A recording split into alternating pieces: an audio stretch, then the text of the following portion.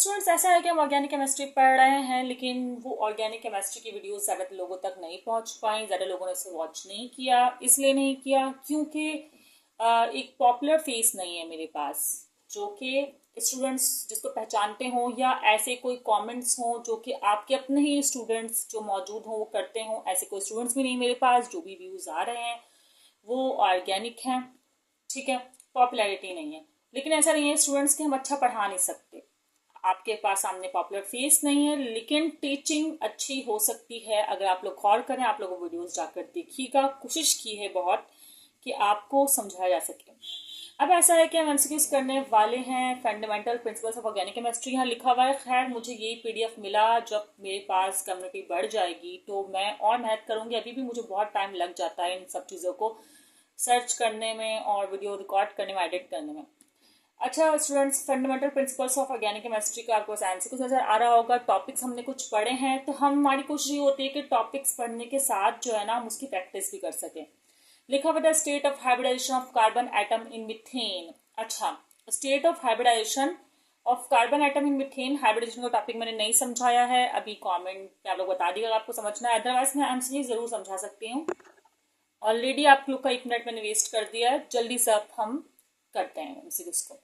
देखिए, हाइब्रिडाइजेशन क्या होती है वो तो एक डिटेल्ड टॉपिक है, लेकिन बस मैं आपको अभी ये बता देती हूँ कि कार्बन जो है ना इस तरह की 4 वैलेंसी रखता है। इसके जो अगर एटॉमिक नंबर की बात करें तो 6 है एटॉमिक नंबर ना। अगर इसकी कॉन्फ़िगरेशन की आप बात करें, कॉन्फ़िगरेशन क्या होती है उस पर मैं वीडियोस अपलोड करूंगी, जरूर करूंगी। 1s2, 2s2 and 2p2। सही। अच्छा, p ऑर्बिटल में लाई कर रहा है ये, तो इसकी जो हाइब्रिडाइजेशन होगी वो होगी sp3। फिलहाल अभी आप ऐसे याद रख लें। बहुत जल्द जो है मैं आपको टॉपिक एक्सप्लेन कर दूंगी। तो ऑप्शन हुआ ए। अच्छा स्टूडेंट्स, मुझे जिस भी वेबसाइट से पीडीएफ मिला है उन्होंने जो है इसको एक्सप्लेन नहीं किया हुआ। अगर किया हुआ है तो मुझे नहीं पता है। फिलहाल मैं इसको इसलिए आपके लिए एक्सप्लेन कर रही हूँ। 1 एमसीक्यू का जो आंसर आपके सामने हुआ वो हुआ ऑप्शन ए। अच्छा, 2 है the chemist who synthesized urea from ammonium cyanate. ये मैंने आप लोग को पता है, अगर आप लोगों ने लेक्चर्स देखे हो तो मैंने आपको बताया कि सबसे पहले जो है यूरिया किसने सिंथेसाइज किया था, वो थे वॉलर। वॉलर मतलब 2, ऑप्शन होगा सी।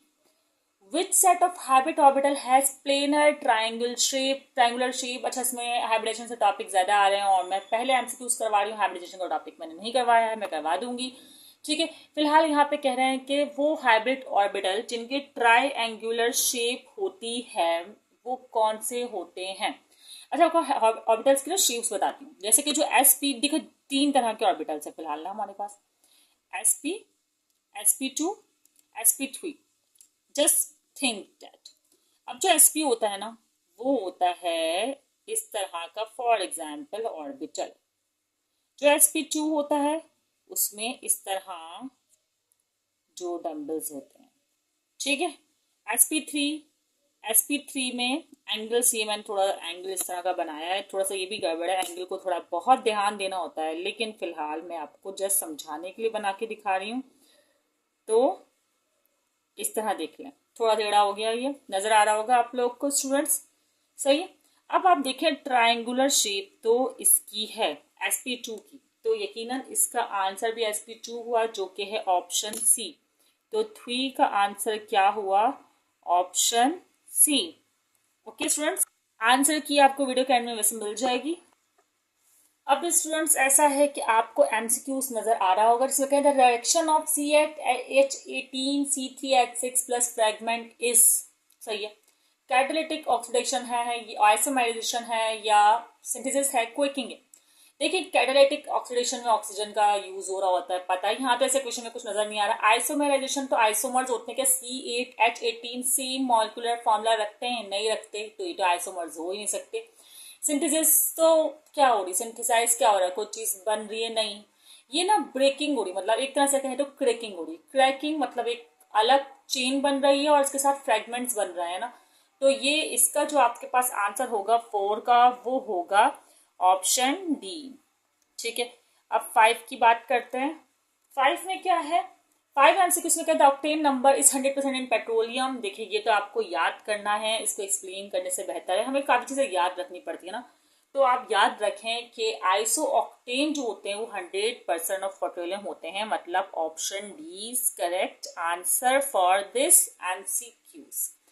Concept of octane number was introduced by, octane number का कॉन्सेप्ट किसने इंट्रोड्यूस किया है? आप लोग को क्या लग रहा है, वॉलर ने किया? नहीं, वॉलर तो वो थे ना जिन्होंने यूरिया सिंथेसाइज किया था। अच्छा, केक्यूल की बात करें तो केक्यूल ने बेंजीन का स्ट्रक्चर दिया था, डेल्टा ने एटॉमिक थ्योरी दी थी। एडगर मैंने नहीं पढ़ा, तो मैंने इसके बारे में देखा यूट्यूब पे और गूगल वगैरह, तो खैर मैंने गूगल से मुझे मिल गया था एडगर जो है वो concept of octane number, octane number है, मे बी क्या प्रोनाउंस करते हैं इसको, आई डोंट नो। ठीक है, अब एमसीक्यू 7 की बात की जाए, which of the following form of coal has maximum percentage of carbon, इन चारों में से किस कोल की परसेंटेज जो है वो मैक्सिमम होगी? अच्छा, इसकी पहले मैं पीट, सब बिटुमिनस और बिटुमिनस और एंथ्रासाइड इनकी पहले पता होनी चाहिए परसेंटेज। तो खैर ये काफी मेमोराइजिंग वर्क है। अगर अभी हम इस एमसीक्यूज का आंसर देखें तो इसका आंसर है एंथ्रासाइड। शायद ये आप लोग को पता हो, आप लोगों ने पढ़ा हो, एंथ्रासाइड मोस्ट कॉमन जो है कोल है। ओके, आगे एक एमसीक्यू सारा, which of the following is the use of light naphtha, इन चारों में से किसका यूज जो है वो लाइट नेप्था में होता है? ये भी मेमोराइज आपको करना पड़ेगा। 8 और ये है नॉन पोलर सॉल्वेंट। सॉरी ये इस तरह के एमसीक्यूज है, मैं नेक्स्ट वीडियो में ऐसे एमसीक्यूज जो है वो ढूंढूंगी जो कि एक्सप्लेन करने हो आप लोग को, जिसका कॉन्सेप्ट आप लोग को समझ में आए। ठीक है, अभी फिलहाल ये 8 का ए है, ए मतलब नॉन पोलर सॉल्वेंट। याद करना है थोड़ा सा टॉपिक, अगर आप चैप्टर में पढ़ लिया है। खैर जब भी मैंने पढ़ाया वो तो बेसिक ऑर्गेनिक केमिस्ट्री था, उसमें इतना रट्टे वाली चीजें नहीं थी, मैंने कॉन्सेप्चुअल चीजें जो है वो पढ़ाई हैं, आप वीडियोस देखेंगे वो आपको याद हो जाएंगी। अगर हम आगे बात करें, अ डबल बॉन्ड, नहीं, कार्बन एटम HCHO मिथेनल, ठीक है, HCHO अगर मैं आपको बता दूं, आपने वीडियोस देखी हूं तो या मैंने अभी अपलोड करनी है, फंक्शनल ग्रुप में मिलेगा, ये आपको मैंने रिकॉर्ड तो की हुई है। ठीक है, क्या पता मैं इसके बात कर रही हूँ या इससे पहले कर लूँ। देखिए 2 हाइड्रोजन है एंड C एंड O, ये है एल्डिहाइड, मिथेनल फॉर्मल्डिहाइड बोल भी दिया, चलो सही, खाम मैंने इतना ऐसे ओपन किया। इस कौन सा हाइब्रिड स्ट्रक्चर होगा इसमें 9? तो एज यूजुअल मैंने हाइब्रिडेशन पढ़ाई नहीं है, लेकिन मैं टॉपिक पढ़ा रही हूँ, लेकिन अब हम अंदाजा लगाते हैं कौन सा सकता है। इतना सब देखें, इसमें ट्राइंगल सा फॉर्म हो रहा है, लॉन पेयर टाइप या कुछ भी, ऐसा नहीं लग रहा आप लोग को? लग रहा है ना? तो इसमें जो है अभी फिलहाल इस फॉर्म तरह से नहीं सोचना होता, कार्बन का है ना, इसलिए आपको इसलिए सोचना पड़ा। जब कार्बन की चारों वैलेंसी फिल होती है ना तकरीबन, तो sp3 बना रहा होता है। अभी इसमें चारों ही फिल्ड है, ऐसा नहीं है, लेकिन बॉन्ड पेयर है, जैसे कि एथीन में होता है। तो एथीन आपको पता है sp2 हाइब्रिडेशन करता है। ये हिंट्स के लिहाज से तो सही है, लेकिन टॉपिक समझाने के बाद ये आपको सही समझ में आएगा कि हाइब्रिडेशन एक्चुअली होती क्या है। हाँ, हिंट्स से एमसीक्यूज करने हैं, हमें एमडी कैट क्लियर करना है, नीट क्लियर करना है, तो उस लिहाज से ये अभी समझना। ओके, और double bond consist of, double bond जैसे ये डबल बॉन्ड है तो इसमें क्या है, 2 सिग्मा बॉन्ड है। देखें भाई, ये जो बॉन्ड होता है ना, ये सिग्मा बॉन्ड होता है, सिंगल बॉन्ड, सिग्मा बॉन्ड। अब सिग्मा बॉन्ड के अलावा दूसरा बॉन्ड आ गया वो पाई बॉन्ड है।